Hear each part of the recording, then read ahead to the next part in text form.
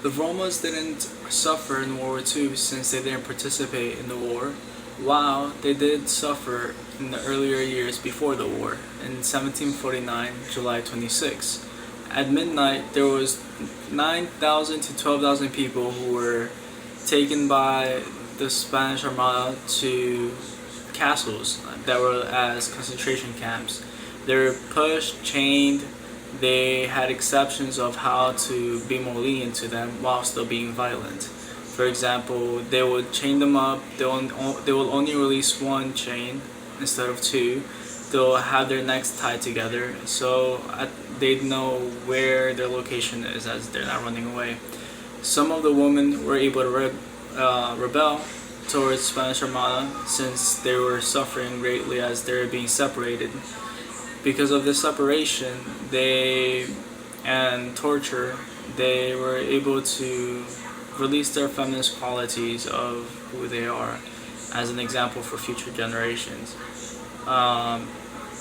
It was very torturous. The Spanish Armada would have kids of 7 years old and up suffering the same consequences as adults.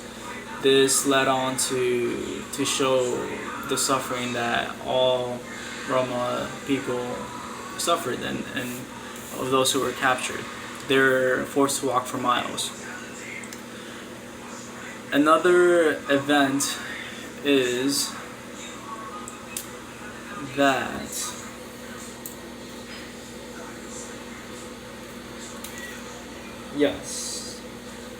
that later on they were able to be released 16 years later. Only less than 2,000 people were able to be released. To show what happened to them, no one really knows. They don't really show them in Spaniard history, so people find it taboo to talk about them.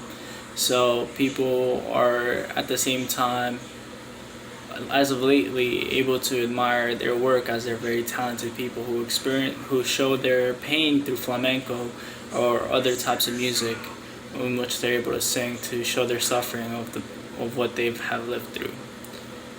And yes, in conclusion, these people are very talented and honorable for what they've suffered in the past generations. They carry their pain and their ancestry, as they also don't know who they are or only know so much and of suffering as to misplacements and discrimination.